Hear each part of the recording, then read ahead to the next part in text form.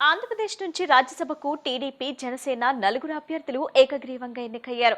నామినేషన్ల ఉపసంహరణకు గడువు పూర్తి కావటం, 4 స్థానాలకు నలుగురు అభ్యర్థులే పోటీలో నిలవటంతో వారి ఎన్నిక ఏకగ్రీవమైనట్లు సమాచారం. టీడీపీ నుంచి సానా సతీష్, భాష్యం రామకృష్ణ, చింతకాయల విజయ్ పోటీలో నిలవగా, జనసేన నుంచి లింకంనేని రమేష్ నామినేషన్ వేశారు. అయితే పోటీల్లో నలుగురు అభ్యర్థులు నిలవటంతో వారి ఎన్నిక ఖరారైనట్లు ప్రకటించారు.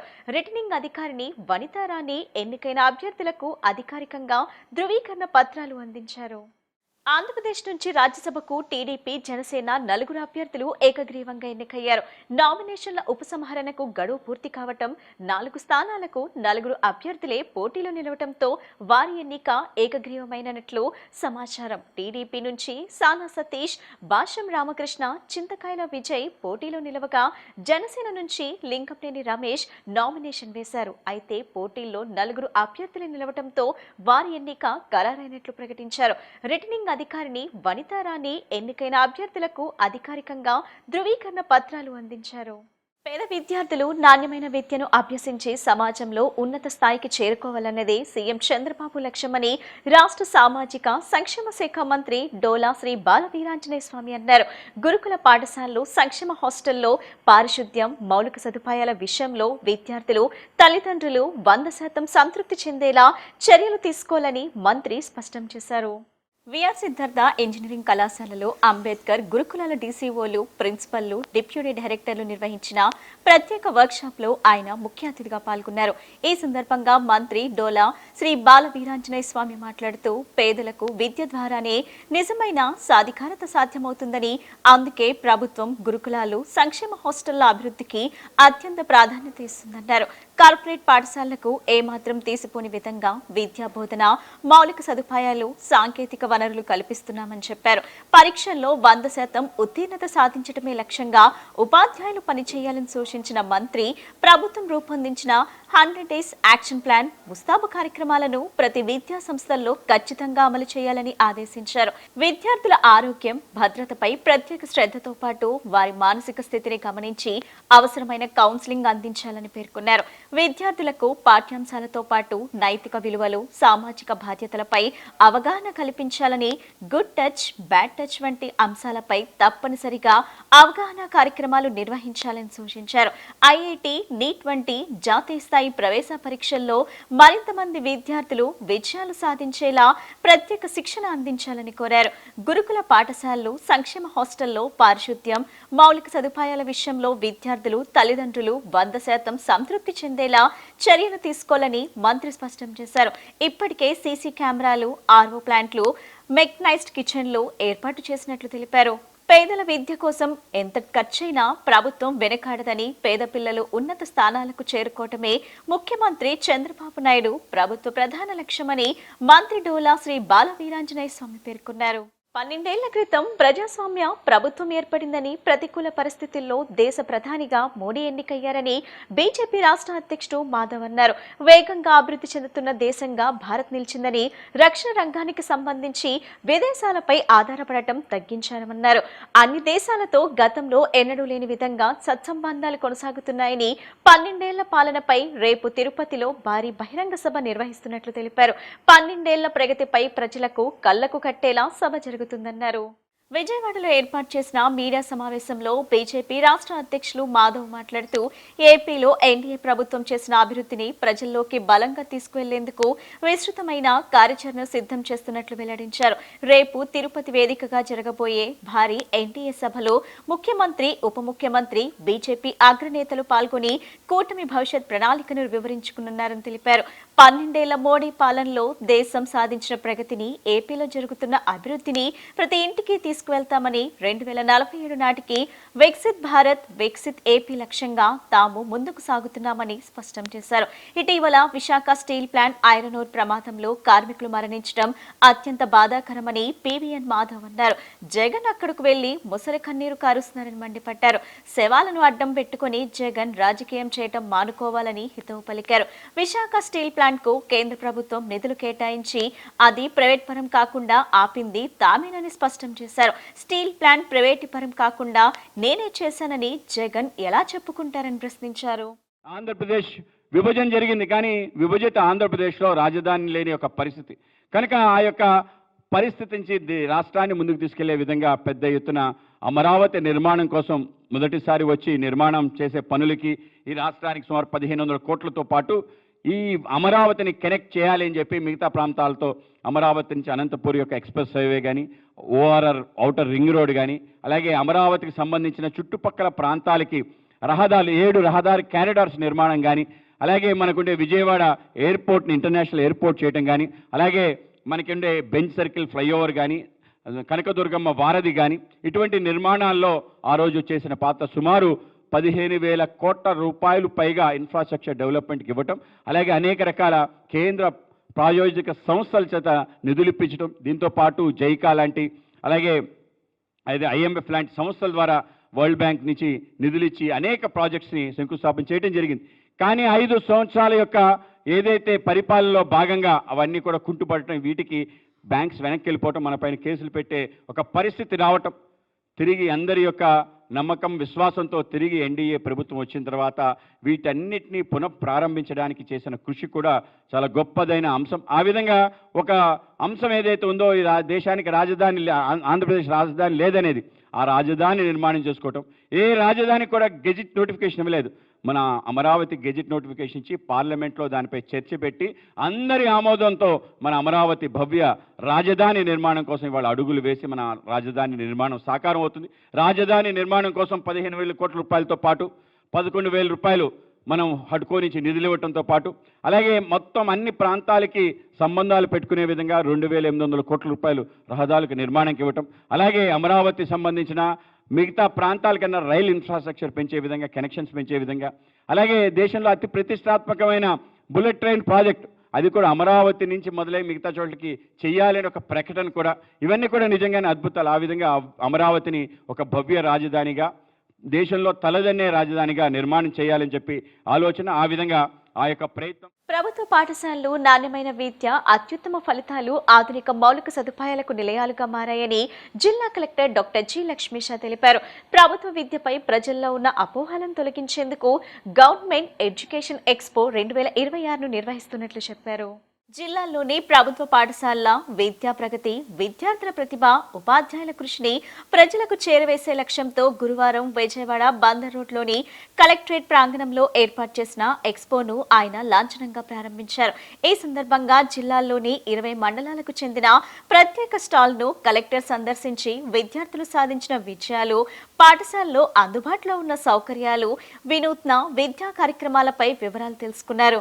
విద్యార్థులతో నేరుగా మాట్లాడి వారి విద్యాభ్యాసం, భవిష్యత్ లక్ష్యాలు, పాఠశాలలో లభిస్తున్న సదుపాయాలపై ఆరా తీశారు. అనంతరం విలేకరులతో మాట్లాడిన కలెక్టర్ లక్ష్మీష ఈ ఏడాది 10వ తరగతి ఫలితాల్లో ఎన్టీఆర్ జిల్లా ప్రభుత్వ పాఠశాలలు విశేష ప్రతిభ కనపరిచాయని తెలిపారు. అనేక మంది విద్యార్థులు 590కు పైగా మార్కులు సాధించడమే కాకుండా జిల్లా స్థాయిలో 72% మంది ఫస్ట్ క్లాస్ ఫలితాలు సాధించడం ప్రభుత్వ విద్యా వ్యవస్థ బలోపేతానికి నిదర్శనమన్నారు. ప్రభుత్వ పాఠశాలలో ఏముంటుంది అనే సందేహానికి సమాధానంగా ఈ ఎక్స్పో నిలుస్తుందని ఆయన పేర్కొన్నారు. జిల్లాలోని ప్రతి మండలంలో ప్రభుత్వ పాఠశాలలు సాధించిన విజయాలు, జేఈఈ ఇతర పోటీ పరీక్షల్లో ఎంపికైన విద్యార్థుల వివరాలు, ఉపాధ్యాయుల వినూత్న బోధనా విధానాలు, సాంకేతిక పరిజ్ఞాన వినియోగం, సైన్స్ ల్యాబ్లు, క్రీడా సౌకర్యాలు, వృత్తి విద్యా కార్యక్రమాలను ప్రజలకు పరిచయం చేస్తున్నామన్నారు. ప్రభుత్వ పాఠశాలలో పనిచేస్తున్న ఉపాధ్యాయులు అత్యుత్తమ ప్రతిభ కలిగిన వారేనని, వారి అంకిత భావం వల్లే అద్భుత ఫలితాలు సాధ్యమవుతున్నాయని కలెక్టర్ ప్రశంసించారు. విద్యార్థుల విద్యా పురోగతిని ప్రతి నెలా సమీక్షిస్తూ వెనుకబడిన విద్యార్థులకు ప్రత్యేక కౌన్సిలింగ్ తో పాటు తల్లిదండ్రులకు కూడా అవగాహన కల్పిస్తున్నట్లు వివరించారు. ప్రైవేట్ పాఠశాలలే మెరుగైన విద్య అందిస్తాయనే భావనను విడనాడాలని, ప్రభుత్వ పాఠశాలలో కూడా అత్యున్నత స్థాయి విద్య, సమగ్ర వ్యక్తిత్వ వికాసం, క్రీడలు, సాంస్కృతిక కార్యక్రమాలకు సమాన ప్రాధాన్యం కల్పిస్తున్నామని తెలిపారు. ఐఐటీలు, సివిల్స్, పోలీస్ సేవలు వంటి ఉన్నత లక్ష్యాలతో ప్రభుత్వ పాఠశాలల విద్యార్థులు ముందుకు సాగుతున్నారని చెప్పారు. జిల్లాలో తొలిసారిగా నిర్వహిస్తున్న ఈ విద్యా ప్రదర్శనకు తల్లిదండ్రులు, విద్యా ప్రేమికులు, ప్రజలు పెద్ద సంఖ్యలో హాజరై ప్రభుత్వ విద్యా వ్యవస్థలో వచ్చిన మార్పులను స్వయంగా పరిశీలించాలని కలెక్టర్ పిలుపునిచ్చారు. గవర్నమెంట్ స్కూల్స్లో ఉన్న ఫెసిలిటీస్, ఇక్కడ వస్తున్న అమోఘమైన రిజల్ట్స్ గురించి పబ్లిక్కి తెలియచేయడానికి, అలాగే పబ్లిక్కి గవర్నమెంట్ స్కూల్స్లో ఉన్న ఫెసిలిటీస్ పాపులరైజ్ చేస్తూ పిల్లలు ఇక్కడికి వస్తే ఎంత చక్కగా చదవగలుగుతారు, ఎంత చక్కగా మార్క్స్ చేయగలుగుతారు దానికి నిదర్శనం మన స్కూల్స్లో ఆల్రెడీ పిల్లలను నిరూపించారు. దీన్ని పబ్లిక్ దగ్గరికి తీసుకెళ్ళడానికి గవర్నమెంట్ స్కూల్స్ ఎడ్యుకేషన్ ఎక్స్పో 2026 అని ఎన్టీఆర్ జిల్లాలో శ్రీకారం చుట్టాము. దీనికి అన్ని మండలాల నుంచి, అన్ని స్కూల్స్లు, గవర్నమెంట్ స్కూల్స్ నుంచి ఇక్కడ ఉపాధ్యాయులు, హెచ్ఎంస్, అలాగే పేరెంట్స్ కూడా చాలామంది వచ్చి చూస్తూ ఉన్నారు. ఇక్కడ పెడుతున్నాము. మీకు తెలిసే ఉంది, 10th ఈ మధ్య వచ్చిన రిజల్ట్స్లో మన జిల్లాలో చాలా మంచి రిజల్ట్స్ వచ్చున్నాయి. 600 మార్క్స్కి 595 మార్క్స్ కూడా తీసిన వాళ్ళు పిల్లలు మన గవర్నమెంట్ స్కూల్ నుంచే ఉన్నారు. సో ఈ ఒక ఒరవడిని ముందుకు తీసుకెళ్తూ ప్రతి ఒక్క దీని గురించి తెలియాలి. ప్లస్ చాలామంది పేరెంట్స్ ఏమనుకుంటారంటే ప్రైవేట్ స్కూల్కి వెళ్తే మంచిగా చదువుకుంటారు, ఎందుకంటే అక్కడ ఫీజు కట్టిస్తున్నారు కదా, ఫీజు తీసుకుంటారు కాబట్టి వాళ్ళు ఎక్కువ బాగా చదువుతున్నారని. కానీ ఇక్కడ చూస్తే మనకు కాంట్రాస్ట్గా ఉంది. గవర్నమెంట్ స్కూల్లో యూనిఫామ్ ఫ్రీగా ఇస్తారు, బ్యాగ్స్ ఫ్రీగా ఇస్తారు, షూస్ ఫ్రీగా ఇస్తారు, పైగా డొక్క సీతం మధ్యాహ్నం మీల్స్ కూడా అక్కడ ఇచ్చి పిల్లలకి టాప్ ర్యాంకర్కి వచ్చేలాగా టీచర్స్ తయారు చేస్తున్నారు. ఎందుకంటే గవర్నమెంట్ స్కూల్లో ఉన్న టీచర్స్ మెరిట్ బట్టి వచ్చిన వాళ్ళు, దే ఆర్ ద టాపర్స్. వాళ్ళు వాళ్ళ స్టడీస్లో టాప్గా చేసి మళ్ళీ ఎగ్జామినేషన్లో టాప్గా చేసి హయ్యెస్ట్ మెరిట్ ఉన్నవాళ్ళు గవర్నమెంట్ స్కూల్లో ఉన్నటువంటి టీచర్స్. వాళ్ళు కనుక ప్రాపర్గా పాఠాలు చెప్తే ఏమి సాధించవచ్చు అనేది మన జిల్లా నిదర్శనం. ఎంత చక్కగా అందరూ టాపర్గా 72% పాస్ అయిన వాళ్ళందరూ ఫస్ట్ క్లాస్ వచ్చారు 10th. అది గవర్నమెంట్ స్కూల్స్కి ఉన్న సత్తా. దాన్ని పబ్లిక్కి తెలియజేయడానికి ఇటువంటి గవర్నమెంట్ స్కూల్స్ ఎడ్యుకేషన్ ఎక్స్పో అని పెట్టున్నాము. పేరెంట్స్ అందరికీ నా విన్నపం ఒకటే, ప్రైవేట్ స్కూల్ని ఫీజు కట్టినంత మాత్రానికి అక్కడ మంచిగా పాఠాలు చెప్తారు, ఫెసిలిటీ బాగుంటాయని ఏం లేదు. ఒకసారి గవర్నమెంట్ స్కూల్స్ విజిట్ చేసి చూడండి, అక్కడ ఉన్న ఫెసిలిటీస్ ఎలాగ ఉన్నాయి, అక్కడ ఉన్న టీచర్స్ ఎలా పాఠాలు చెప్తున్నారు, అక్కడ పిల్లలకి ఇస్తున్న ప్రోగ్రెస్ రిపోర్ట్ ఎంత క్వాలిటీగా ఉంది ఒకసారి చూడండి. పిల్లల్లో ఏ నెలలో ఏ సబ్జెక్ట్ని ఎలాగ చదివారు, ఎక్కడ వీక్గా ఉన్నారు, ఎక్కడ అడ్వాన్స్గా ఉన్నారు, వీక్గా ఉన్నదాన్ని ఏ ప్రకారంగా ఇంప్రూవ్ చేయాలి, ఇవన్నీ కూడా కూలంకుషంగా వాళ్ళ గురించి స్టడీ చేసి అనలైజ్ చేసి పేరెంట్స్కి తెలియజేసేలాగా ప్రోగ్రెస్ రిపోర్ట్ని కూడా ప్రతి స్కూల్లో ప్రతి పిల్లలకి గవర్నమెంట్ స్కూల్ ఇవ్వడం జరుగుతూ ఉంది. డిఎస్సి విషయంలో వెలుగులోకి వస్తున్న విషయాలన్నీ చూస్తుంటే చాలా షాక్ కలిగిస్తున్నాయని, లక్షల మంది అభ్యర్థుల నమ్మకాన్ని చంద్రబాబు ప్రభుత్వం వమ్ము చేసిందని వైసీపీ అధినేత జగన్మోహన్ రెడ్డి కూటమి సర్కార్పై ఆగ్రహం వ్యక్తం చేశారు. తాడేపల్లిలోని వైసీపీ కార్యాలయంలో జగన్మోహన్ రెడ్డి మీడియాతో మాట్లాడుతూ స్కామ్లు చేస్తూ ప్రతిభావంతుల జీవితాలను దారుణంగా దెబ్బతీసిందని, ఇంత ఘోరంగా రిక్రూట్మెంట్ చేయటం ఎప్పుడూ ఎక్కడ చూడలేదన్నారు. డిఎస్సి అంటే లక్షల మంది యువత ఆశ, వారి భవిష్యత్ అని, అలాంటి ఉద్యోగ నియామక ప్రక్రియలో కూడా అవినీతి అక్రమాలకు పాల్పడటం అత్యంత దారుణంగా ఉందని చెప్పారు. అబద్ధానికి, మోసానికి, దగాకి, వెన్నుపోటుకు, స్కామ్ కు ఒక షర్ట్ ప్యాంట్ తొడిగితే అది చంద్రబాబు అని ఎద్దేవా చేశారు. 2 ఏళ్ల చంద్రబాబు నాయుడు అవినీతి పరిపాలనపై తీవ్ర స్థాయిలో మండిపడ్డారు. లక్షల మంది క్యాండిడేట్లు పెట్టుకున్న నమ్మకాన్ని చంద్రబాబు నాయుడు గారు వమ్ము చేస్తూ, స్కాములు చేస్తూ ప్రతిభావంతుల జీవితాలను దారుణంగా దెబ్బతీసిన పరిస్థితులు ఈరోజు రాష్ట్రంలో చూస్తా ఉన్నాం. ఇంత ఘోరంగా రిక్రూట్మెంట్ జరగడం అన్నది బహుశా ఆంధ్ర చరిత్రలో బహుశా ఎప్పుడైనా జరిగిందో లేదో నాకైతే తెలియదు. కానీ సాక్షాత్తు చంద్రబాబు నాయుడు గారు కొడుకు, ఆయన సుపుత్రుడు లోకేష్ విద్యాశాఖ మంత్రిగా ఉంటూ ఇద్దరు కలిసి ఇంతటి దారుణంగా చేశారు అన్న విషయాలు ఆంధ్ర రాష్ట్రంలో చోటు చేసుకున్నాయి. చంద్రబాబు నాయుడు గారిని నేను ఇక్కడే ప్రశ్నిస్తా ఉన్నా. 16,000 పోస్టులకే ఇన్ని స్కాములు కనపడతా ఉన్నాయి, ఇన్ని అవకతవకలు కనపడతా ఉన్నాయి, ఇన్ని లీకులు కనపడతా ఉన్నాయి. ఇది చంద్రబాబు నాయుడు గారి చరిత్ర చెప్తా ఉన్న నిజం. మరోవైపు ఆయనంతటా ఆయన సెల్ఫ్ సర్టిఫికెట్లు చాలా ఇచ్చుకుంటుంటాడు. రికార్డ్ అంటాడు, మెగా అంటాడు, రకరకాల పద్ధతులు, రకరకాల మాటలు మాట్లాడతాడు. నేను చెప్తా ఉన్నా చంద్రబాబు నాయుడు గారికి, అయ్యా చంద్రబాబు నాయుడు గారు, రికార్డ్ అంటే ఏమిటో నేను ఒకసారి చెప్తా, తెలుసుకో చంద్రబాబు అని చెప్పి నేను చంద్రబాబు చెప్తా ఉన్నా. వైఎస్ఆర్సీపీ ప్రభుత్వంలో రాష్ట్ర చరిత్రలో కానీ దేశ చరిత్రలో కానీ కని విని ఎరుగని రీతిలో ఒకే నోటిఫికేషన్ ఒకే టైంలో 130,000 ఉద్యోగాలు భర్తీ చేసిన చరిత్ర ఈ రాష్ట్రంలో కానీ ఈ దేశంలో కానీ ఎక్కడైనా జరిగింది అని అంటే అది ఒక్క వైఎస్ఆర్సీపీ ప్రభుత్వంలో మాత్రమే జరిగిందని గర్వంగా చెప్పగలుగుతాను. రికార్డ్ అంటే ఇది అని కూడా చెప్పగలుగుతాను. కృష్ణా జిల్లాలో ఇందులో పనిచేసే అవుట్సోర్స్డ్ ఉద్యోగి కృష్ణా జిల్లా సోషల్ స్టడీస్లో ఫస్ట్ ర్యాంక్. కృష్ణా జిల్లాలో సోషల్ స్టడీస్లో ఫస్ట్ ర్యాంక్. అందరితో ఆగిపోలా. టీజీటీ అంటే ట్రైన్డ్ గ్రాడ్యుయేట్ టీచర్ తెలుగు పరీక్షలో జోన్ 2లో 6వ ర్యాంక్ సాధించినాడు. చూడు ఫస్ట్ ర్యాంక్ ఎంత బాగుందో. Naveen Purama, father's name Radhakrishna, first rank రావడమే కాకుండా TGT trained graduate teacher Telugu పరీక్షలో కూడా జోన్ 2లో 6వ ర్యాంక్ కూడా సాధించాడు. ఒకే వ్యక్తి పరీక్ష నిర్వహణ వ్యవస్థలో ఉండడం, అదే వ్యక్తి అవే పరీక్షల్లో టాప్ ర్యాంకులు రావడం, నిజంగా ఇది అతిపెద్ద స్కామ్కు సాక్ష్యం కాదా అని అడుగుతా ఉన్నా. విజయవాడలో కురిసిన అకాల వర్షంతో కబేలా సెంటర్లో శీలం అంజిరెడ్డి ఇంటిపై సమీప కొండ ప్రాంతం నుంచి భారీ రాళ్లు, మట్టి చర్యలు విరిగిపడటంతో ఇంటికి పాక్షిక నష్టం వాటిల్లిందని సిపిఐ నగర కార్యదర్శి జి కోటేశ్వరరావు ఆవేదన వ్యక్తం చేశారు. జరిగిన నష్టాన్ని వెంటనే అంచనా వేసి బాధిత కుటుంబానికి తగిన ఆర్థిక సహాయం అందించాలని ప్రభుత్వాన్ని కోరారు. కొండ ప్రాంతాల సమీపంలో నివసించే ప్రజల భద్రత కోసం రిటైనింగ్ వాల్స్, రక్షణ మెష్లు ఏర్పాటు చేయడంతో పాటు శాశ్వత నివారణ చర్యలు చేపట్టాలని ఆయన డిమాండ్ చేశారు. ప్రజల ప్రాణాలు, ఆస్తుల రక్షణకు ప్రభుత్వం తక్షణమే చర్యలు తీసుకోవాలని విజ్ఞప్తి చేశారు. నగరంలో అర్ధరాత్రి కురిసిన అకాల వర్షంతో కబేళా సెంటర్లో శీలం అంజిరెడ్డి ఇంటిపై సమీప కొండ ప్రాంతం నుంచి భారీ రాళ్లు, మట్టి చర్యలు విరగడంతో ఇంటికి పాక్షిక నష్టం వాటిల్లిందని సిపిఐ నగర కార్యదర్శి జి కోటేశ్వరరావు ఆవేదన వ్యక్తం చేశారు. జరిగిన నష్టాన్ని వెంటనే అంచనా వేసి బాధిత కుటుంబానికి తగిన ఆర్థిక సహాయం అందించాలని ప్రభుత్వాన్ని కోరారు. కొండ ప్రాంతాల సమీపంలో నివసించే ప్రజల భద్రత కోసం రిటైనింగ్ వాల్స్, రక్షణ మెస్లు ఏర్పాటు చేయడంతో పాటు శాశ్వత నివారణ చర్యలు చేపట్టాలని ఆయన డిమాండ్ చేశారు. ప్రజల ప్రాణాలు, ఆస్తుల రక్షణకు ప్రభుత్వం తక్షణమే చర్యలు తీసుకోవాలని విజ్ఞప్తి చేశారు.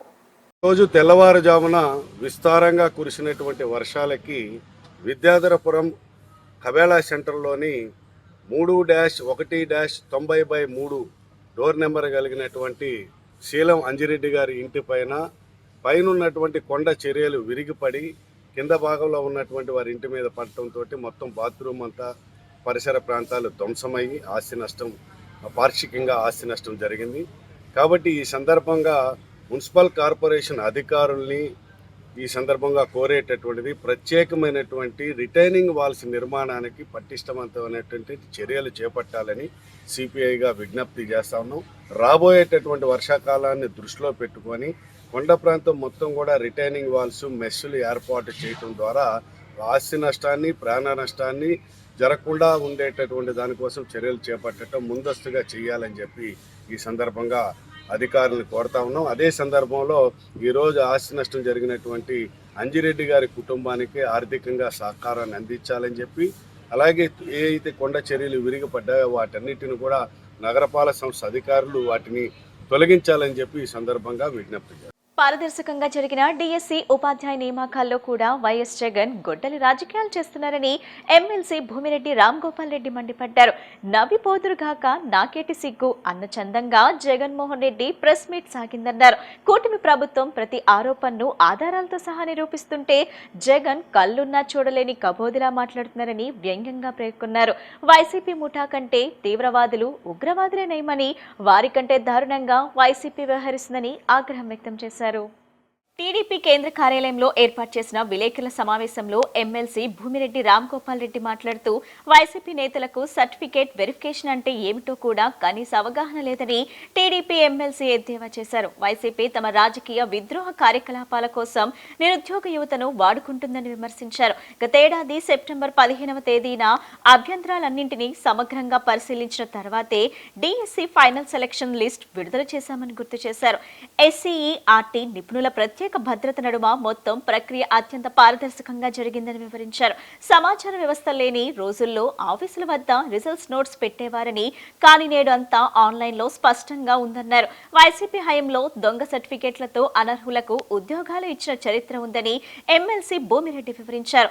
ఇంటర్, క్వాలిటేట్ క్రికెట్ పోటీల్లో కేవలం పాల్గొన్న వారికి దొంగ సర్టిఫికేట్లతో సచివాలయ ఉద్యోగాలు కట్టబెట్టారని విమర్శించారు.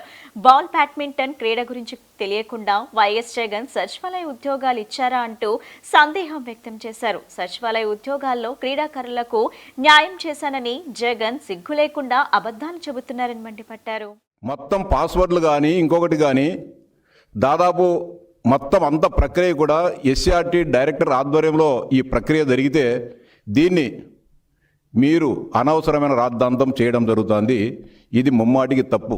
మీ కొంతమంది ఉప్పందిస్తున్నారు. కొంతమంది విద్యాశాఖలోని మీకు సంబంధించిన తొత్తులు విద్యా వ్యవస్థను భ్రష్టు పండించాలి, మా పప్పులు ఉడకడం లేదు, ఈ శాఖను నాశనం చేయాలని కంకణం కట్టుకొని కొంతమంది మీకు కావాల్సిన అధికారులు మిమ్మల్ని తప్పుదోవ పట్టిస్తూ ఉంటే, తప్పుడు నివేదికలు మీకు ఇస్తూ ఉంటే మీరు వారిచ్చిన అబద్ధాలను వల్లెవేస్తూ ఈ రాష్ట్ర ప్రజలందరినీ కూడా తప్పుదోవ పట్టించడం జరుగుతూ ఉంది. ఎంత పచ్చిగా అబద్ధాలు చెప్తున్నారంటే, యాదయ్యనే ఆర్చరీ క్రీడాకారుని తన పక్కన కూర్చోబెట్టుకొని ఈయనకు ఆర్చరీలో గోల్డ్ మెడల్ వచ్చింది, ఈయనకు ఉద్యోగం ఇవ్వలేదు, కేవలం పార్టిసిపేషన్ అయిన వారికే ఉద్యోగాలు ఇచ్చారు, ఇదెక్కడ అన్యాయమని మాట్లాడుతున్నారు. యాదయ్య గారిని గతంలో 2 మార్లు గ్రీవెన్స్ కమిటీ దగ్గర కూడా రావడం జరిగింది. నేను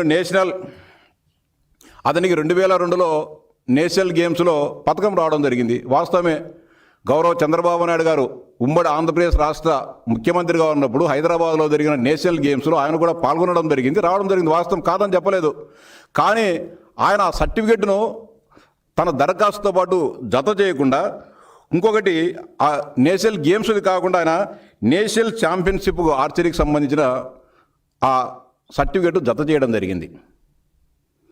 ఆయన అధికారుల దగ్గర కూడా చెప్పడం జరిగింది, నేను పొరపాటు పడ్డాను, క్షమించండి, దయచేసి నాకు ఏదైనా అవకాశం ఉంటే మీరు అవకాశం కల్పించండి. అధికారుల దగ్గరికి లిఖితపూర్వకంగా అడగడం జరిగింది. మనిషి వ్యక్తిగతంగా కూడా హాజరై అతను విన్నవించుకోవడం జరిగింది. ఈరోజు మాజీ ముఖ్యమంత్రి శ్రీ జగన్మోహన్ రెడ్డి గారు ఒక ప్రెస్ మీట్ని పెట్టడం జరిగింది మెగా డిఎస్సి 2025 మీద. దీన్ని చూస్తూ ఉంటే గత 15 రోజులుగా వైఎస్ఆర్సీపీ కాదు, గొడ్డలి పార్టీ. ఎందుకంటే ప్రతి ఒక్కదాన్ని నరికి నాశనం చేయటం ఒక్కటే వాళ్ళ యొక్క సింపుల్ ఎజెండా, ఇంకెటువంటి ఆలోచన లేదు. దేని మీద ఎటువంటి విష ప్రచారం చేసి దాన్ని నాశనం చేయాలి అనేటటువంటి ఆలోచన తప్పిస్తే ఇంకోటి లేని పార్టీ గొడ్డలి పార్టీ వైఎస్ఆర్సీపీ పార్టీ. అబద్ధాలతోటి పుట్టిన పార్టీ అది, మనందరికీ తెలుసు. అసలు పార్టీయే వాళ్ళది కాదు. శివకుమార్ అనే ఆయన పార్టీ పెట్టుకుంటే ఆయనకి ఆ పదవి ఇస్తాం ఈ పదవి ఇస్తామని చెప్పినేసి ఆ పార్టీ తీసుకొని తర్వాత ఆయన్ని కూడా ఏ విధంగా గెంటేశారో మనం చూసాం. అట్లాగే వాళ్ళ అమ్మని ఎన్నికల ముందు వరకు వైఎస్ రాజశేఖర రెడ్డి గారి యొక్క సింపతిని వాడుకోవటం కోసం వాళ్ళ అమ్మని గౌరవాధ్యక్షురాలుగా పెట్టి ఎన్నికలు అయిపోయిన తర్వాత కన్నీళ్లతోటి వేదిక మీద నుంచి ఆమె చేత రిజైన్ చేయించి రాజీనామా చేయించి పంపించింది కూడా మనం చూసాం. తన కోసం ఒక ఆడబిడ్డ అయ్యుండి కూడా 3000 కిలోమీటర్లు నడిచినటువంటి ఒక చెల్లిని ఎంత దారుణంగా ఇంటి నుంచి పంపించడమే కాదు, ఉంటే చంపేస్తానని బెదిరించి హైదరాబాద్కు పంపించిన వ్యక్తి జగన్మోహన్ రెడ్డి. ఇవన్నీ కూడా మనం చూసాం. ఇప్పటికసే ప్రకటనలు